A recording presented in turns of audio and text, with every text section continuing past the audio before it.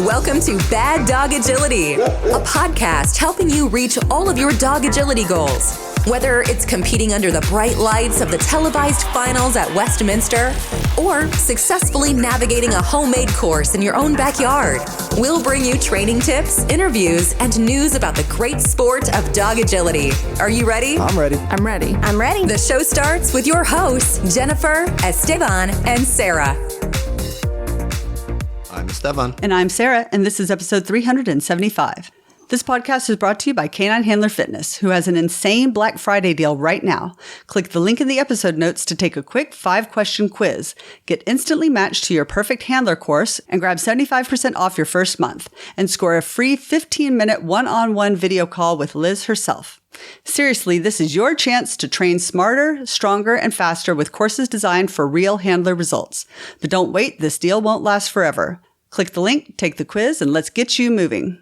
Today, we're going to be talking about a situation that too many people find themselves in agility. You go through the walkthrough, you make your plan, you talk to your instructor, you're ready to go, you do your pre-run routine, you get to the line, you have that clear plan, and then the moment you release your dog, kind of everything breaks. You forget things. You feel those nerves. You feel slow. Your footwork is off. Like nothing seems to go according to plan once you actually start the run. And I think that can be really frustrating to people and frustrating to beginners. And so we wanted to kind of talk about what might be happening in those situations when your brain just draws a blank. Yeah, I think this can happen to veterans for sure, especially when they're kind of working on the new dog and bringing the new dog out. And they don't have that same rapport and familiarity they do with their veteran dog. The most important thing here to start with, this is our starting point, is there's nothing wrong with you. There's nothing inherently wrong with you, right? Mm-hmm. You're not a worse agility handler or trainer than someone else who doesn't seem to have this issue, right? It is not a character flaw. This has nothing to do with you being unprepared, mm-hmm. right? In kind of a general sense. What's happening here is science. Right? It's science, right? It's a predictable neurobiological response, right? So that there are very specific reasons that you are reacting this way, and it has everything to do with your body and how your body has kind of evolved over a long period of time. Humans in general, I mean. Right. To deal with stressful environments. All right. So today we're going to take a really deep dive and we're going to go a little bit on the science, biology, medical side a little bit. Okay. Sounds great.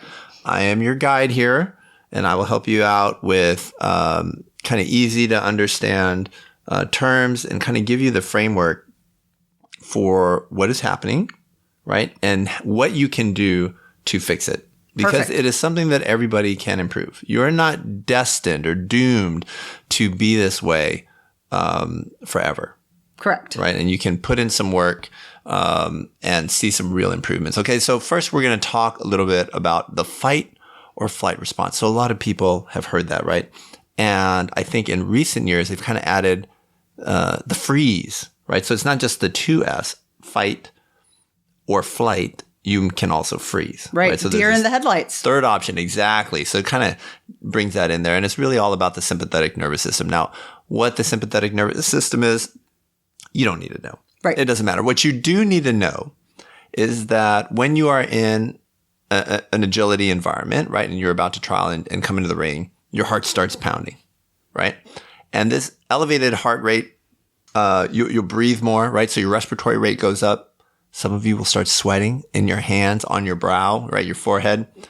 And these are classic signs of, right, activation of the sympathetic nervous system. Now, what people don't know, so they kind of know those things, right?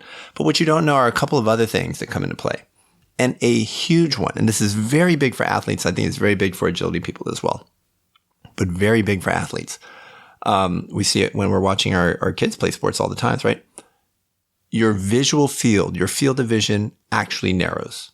Tunnel vision, right? It lets you focus intensely on what's right in front of you, but you lose track of your peripheral vision. So guess what is highly useful in the sport of agility? Peripheral vision? Peripheral vision. If you have ever smashed into an obstacle on a front cross, et cetera, and I've done all these things, you might be having a narrowed field of vision. And again, that is something that has physically happened to you that you are not really controlling, right? The big deal about the sympathetic nervous system is you're not in control of that. Right. You don't turn it on. You don't shut it off, really. Okay? And there are other things that happen. Adrenaline, okay, also known as epinephrine, right? It depends on if you're British or American. But there's a huge release of that, and norepinephrine. That is something that gets your muscles going. Okay. But if we are preparing your muscles and we are shunting blood flow and valuable nutrients over to your muscles, the large muscle groups, which we should be, right? We are preparing, remember, to fight or flight. Flight, right? And in this case, in agility, guess what? Flighting, right? Running away is part of the sport. So it's really good. So we are shunting a lot of resources to these big muscle groups. And in the case of agility, your legs, right? But other places as well, right? Your eyes, you're going to be able to see a little bit better, a little bit more sharply, right? If that's going to the large muscle groups, then is there an area where maybe things are being shunted away from? Mm-hmm. Maybe like the brain. I thought that this was one of the most interesting points when we were talking about this podcast. That because agility is a physical sport, no doubt. Yes. But it is a very brain intensive sport, very right? Thinky. It is thinky a very thinky sport. There is a lot that we have to do to keep track of ourselves, the course, our dogs, our plan, what the next obstacle is, and make adjustments on the fly, right? That's a big one. Adjustments on the fly. That is all brain work right there. So I thought that was a super interesting point, that our bodies are preparing our muscles and not so much our brains for what's about to happen. That's right. And so another key thing involved here is, of course, the stress hormone, right? And everybody say it with me now, is cortisol. Mm-hmm. Cortisol. Right? Cortisol, which I believe is released from the adrenal cortex, but triggered by acute stress, right?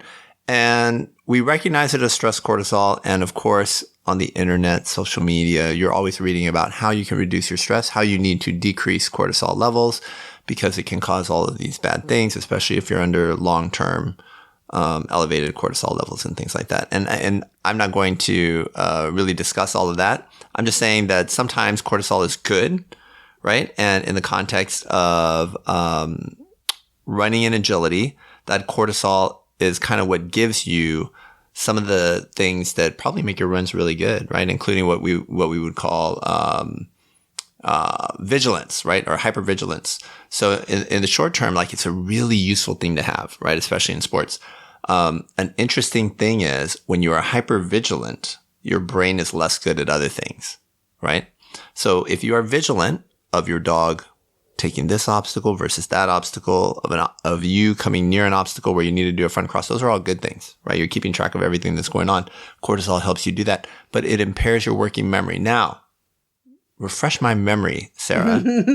Is there any part of dog agility that is absolutely dependent on the handler's memory?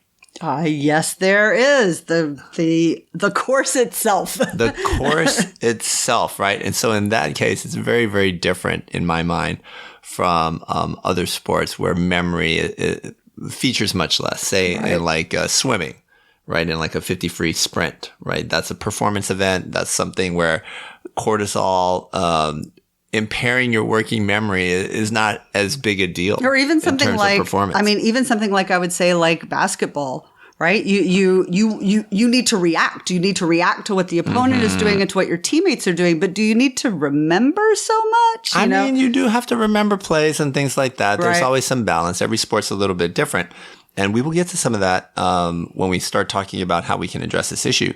But if you are having trouble holding courses in your mind, right, remembering the plans that you've made, or, and I think I fall under this category, adjusting mid-run, especially when things aren't going well. And I'll be honest, this is why I don't do snooker. And I never really particularly cared for it, right? I have a plan and I stick to that plan because my plans allow me to control all the effects of cortisol. And I will share with you my plan at the end, but go ahead. I was going to say, like, you're the type of person, you have plans and you have backup plans, but you are not a fly by the seat of your pants kind of guy. That's right. And that is very much by design. One other thing is that there is something called the prefrontal cortex, right? So just think of it as kind of a part of your brain. It's responsible for decision making, inhibition, right? So you don't run around naked outside, for example. And people who have had strokes that affect this area, you see these distinct changes in behavior, right? So again, all very scientific, but making decisions on course planning, sequencing, just in general, like in life. Like, now I'm not talking about obstacle sequencing in agility. I'm just talking about sequencing in life, like as a cognitive ability. Skill, right. Timing.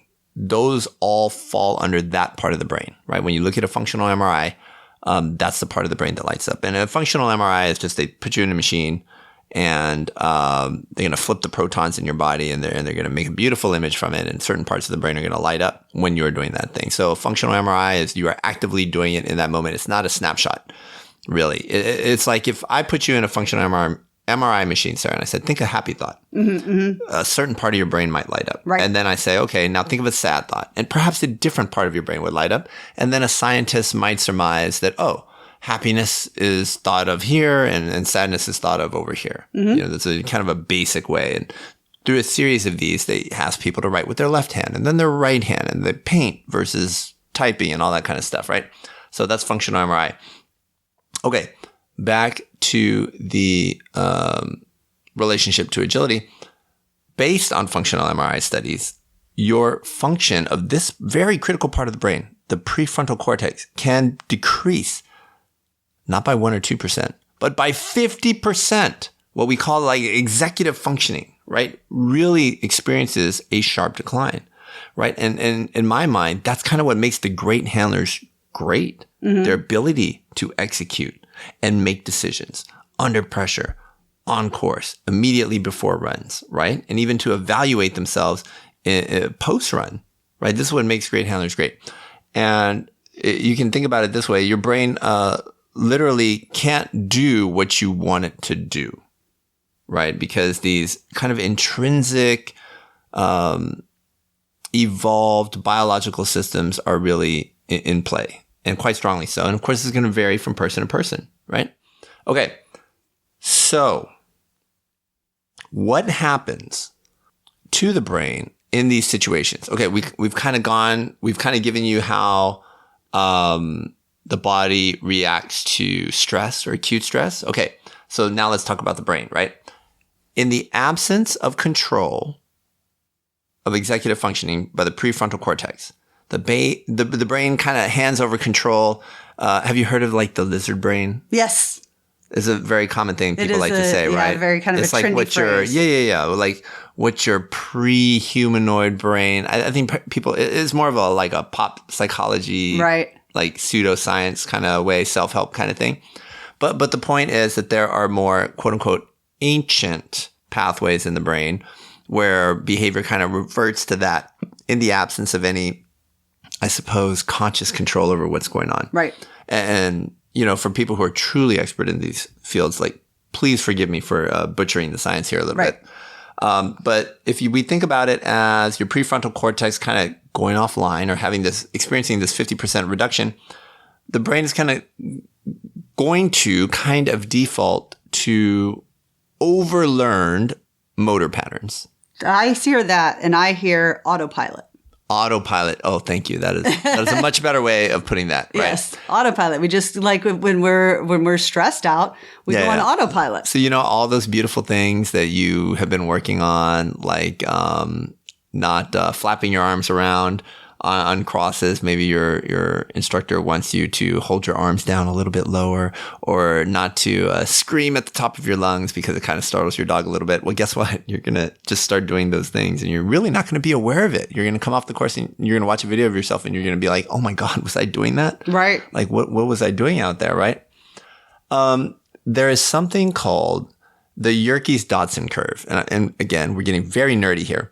And you look at what you're going to graph here on this chart, right, is performance versus arousal. Now, I'm pretty sure we've talked about this on another podcast. We have, yes. And it's certainly made the rounds in sports psychology and in the dog agility community. But essentially, your performance, like kind of how well you do, it increases, it improves as your arousal increases. Meaning you can be too chill to do a good job. That's right. And as you get a little aroused, a little excitable, you actually do a little bit better. Okay? You focus up. That's right. To a point. Right. And then you reach a point where you become over-aroused. That's right. It's not just your dog who can become over-aroused. Right. You can become over-aroused. And when you do, performance decreases. And not just decreases, it plummets. Right. Right? So when you draw this out, you have a very sharp decrease in performance. And that's where a lot of handlers are, especially beginners who have not yet learned to literally modify their own brain chemistry, right? And create learned behaviors that kind of overwrite what happens by default. Right. We want our autopilot to be good things. That's right. Not bad habits. That's right. You can't think your way out of this. This is not something where you can say, okay, I'm gonna not react this way. I'm gonna not fight or flight. I'm not going to sweat. You know, I'm not gonna let my heart rate get high. I'm not gonna breathe faster, right? Right. That is not something that you can really control, at least not in the way we think of controlling things. Okay. So let's talk about solutions, right? And so let's think about this conceptually. So we talked about the prefrontal cortex, kind of like the conscious decision-making, executive function, you know, the big boss, right? The CEO of the brain, so to speak.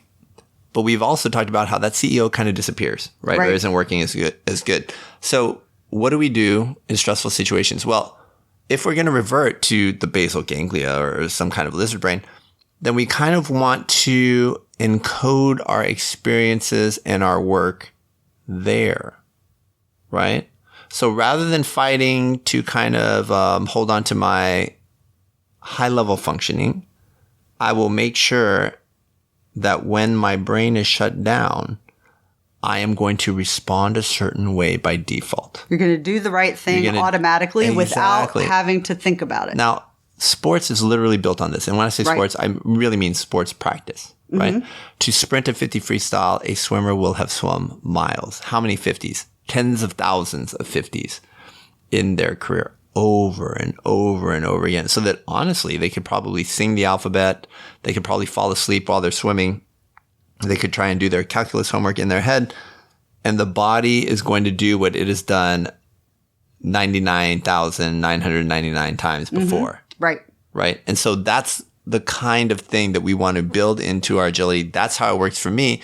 And that's where if I'm doing that, I'm much less good at the snooker type adjusting on the fly because I don't really have access to that kind of functioning when I'm running courses. Does that make sense? Right. That's kind of how I think about my style of agility planning and execution, at least. And I think it's not to say that you can't do snooker, obviously. There are people who are very successful at all kinds of agility. That's right. I think a lot of that is personal preference. But I think the bigger part here is you're taking significant portions of agility and putting them on autopilot. And I think this is an idea we've talked about many, many times, and I'll link to some of the previous podcasts.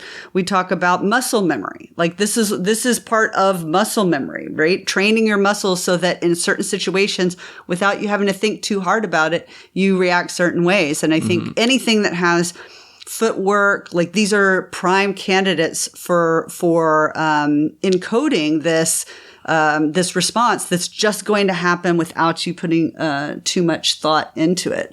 And I think there's a great quote that I don't know who it's from, but we've talked about it before on the podcast. That's you shouldn't practice till you get it right. You should practice till you can't get it wrong. Mm-hmm. And I think that's like the level of practice that we're talking about. A lot of people, when they're doing practice, if they maybe struggle with a skill or whatever, they'll work on it. And when they get it right once, they're like, oh, I've got the skill. But if it took you time for the next thing. Right, time for the next thing. I mastered it. We got the sequence. Right. And now they're happy, but they want to move on and do something different, right?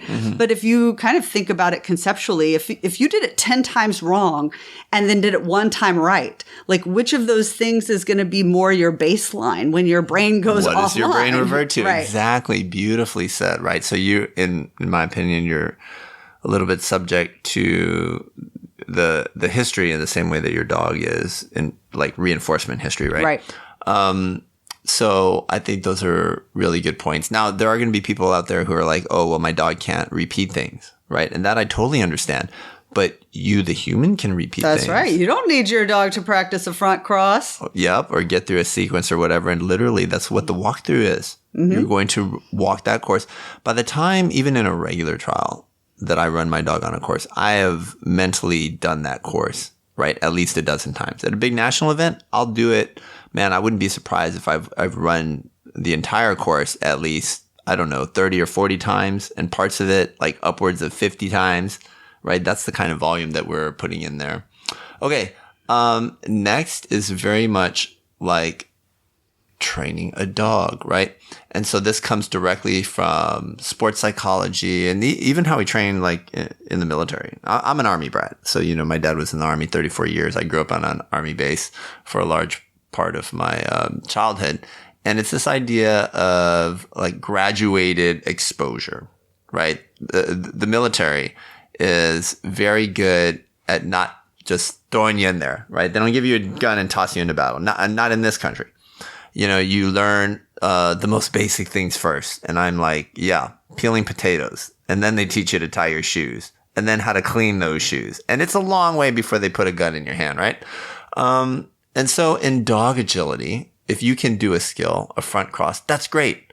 But can you do it when your friend is watching you and maybe taping you? Can you do it when the whole class is watching you?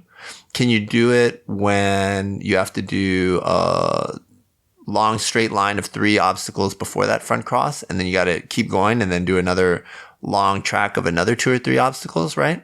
This is all a front cross, but very different context and environment. It becomes more and more difficult, right? We start with the easy and then we move on. Right, exactly. We actually did a podcast back in 2018, which I will also put in the show notes, called Handler Desensitization. And the whole podcast was about this idea that we can desensitize the handler to things like stress. And this is exactly what we're talking about, exactly how we do it. So you can jump into that one after this one and get even more ideas here. Yeah. So I think another way of thinking about this as you gradually build up the practice environment is you're making your practices more like trials. Right. Right. So then and the other side of that, of course, is we try and make our trials more like practices. So you want to make those two, like bring them together so that they're very much equal. So the performance both from you and your dog is very similar, if not exactly the same. Okay, some other strategies that you can use are just classic encoding techniques, which is just a fancy way of saying you don't memorize courses one obstacle at a time. Right. Right. I know if I'm going to do 4 front crosses, where my front crosses are going to be. Before that is a straight line dog on my right or a curve with my dog on the right. I do my front cross. Now my dog is on the left to another curve. Okay. And then here comes the next cross and the next cross and the next cross. So really I'm only memorizing like 4 moves. Sections. And I basically chunked or broken the course into chunks. And so instead of memorizing 21 obstacles, really I've just memorized 4 chunks. Right. I was kind of having that thought when you were talking about the number of repetitions of practice and, kind of making it second nature. And I thought, we say in agility that like every course is different, that every time you step to the line, it's a completely different course.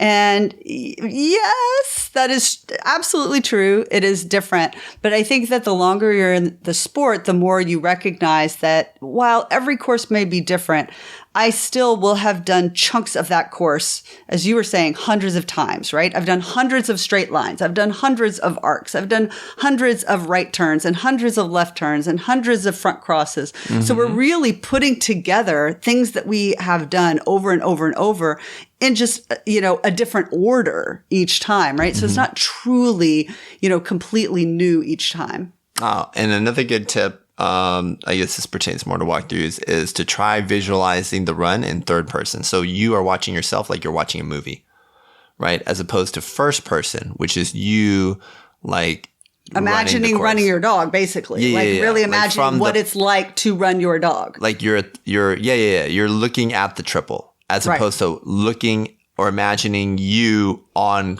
course about to run that triple. Right. So you want to watch yourself like a TV show. And a lot of people don't do that. They only do the first person. Right. Third person could change your life, right? Again, involves different cognitive skills, different parts of the brain. I think they're both really valuable, but I think one of the interesting things about third person is that hopefully you have a lot of experience seeing yourself in third person if you're videoing your runs and looking at them after, right? So that is a view that you are basically trying to replicate. You were saying, I've seen how I look running a course. I've seen how my dog responds, and now I can visualize that in that same way. Okay, now we're going to talk about breathing control, because it turns out that the ability to control your breathing, and we've known this for millennia as humans, right? The ability to control your breathing can have a dramatic impact on cognitive function. Okay. And there's now lots of studies on this, right? And everybody's studying everything. And one of the really popular things that are going around right now is like the 4-4-4. You breathe in for a 4 count, right? You count to 4, and it's actually really hard to do. I find that I do very shallow breathing, right? So you breathe in for 4 seconds, hold your breath for 4 seconds, which feels like forever when it's full of air. And then you exhale slowly for 4 seconds. Okay. And then you repeat, right? And that can have a profound impact on you. But guess what? That takes at least 12 seconds. And that means if you did it twice, that's 24 seconds. How much time do you have as you enter the ring? So that might not be very efficient for you. There's something else called the physiologic sigh, which I came across that is pretty cool. So you can inhale. And then when you think you're pretty much near the end, you still inhale a little bit further. So it's like inhale and then a short second inhale. So inhale, and then you inhale a little bit more, and then you do the long exhale. Okay. And so that is like half the time, right?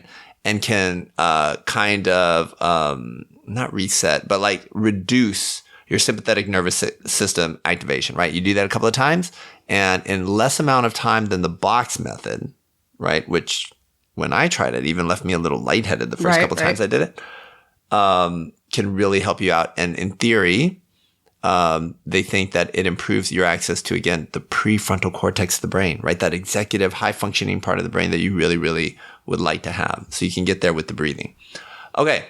So I think we've kind of given you everything. Oh, one last tip. I would say make things easier. Just simplify everything, right? Especially if you're a beginner, you're new to the sport. Maybe you don't need 20 commands. Maybe let's get really solid with 5 commands. Let's focus on our body language over training high-level verbal cues. Yeah. Right? Simplify everything. Position yourself to be successful. Don't bite off more than you can chew. That's more of a general kind of broad view. I just wanted to throw that in there. But let me summarize, especially for beginners, although of course I believe this applies to all agility handlers. Number 1, the mistakes that come from the activation of stress and cortisol when you enter the ring, and not even, and for some of you that begins, as soon as you get your dog out of the crate to get ready for a run. Let's be honest. These mistakes, it's not a motivational issue, right? It is not a personal issue, a character issue, a moral issue. It is purely biological, neurobiological, brain chemistry. Okay, you are not a bad person, and you are not a terrible agility trainer. Expecting perfect handling under this kind of stress is completely unrealistic, right? We need to, as an answer, improve the way your body deals with stress in order to get better performance, right? And so we're going to do that in the practice field, right? With repetition. You are not choking or anything like that. You are experiencing a normal functioning human brain under stress. Your brain is doing exactly what it is designed, or what it was designed to do, and it's doing it very well, right? And so we have to learn to work with that. And that's it for this week's podcast. We'd like to thank our sponsor, Canine Handler Fitness with Liz Joyce. Happy training.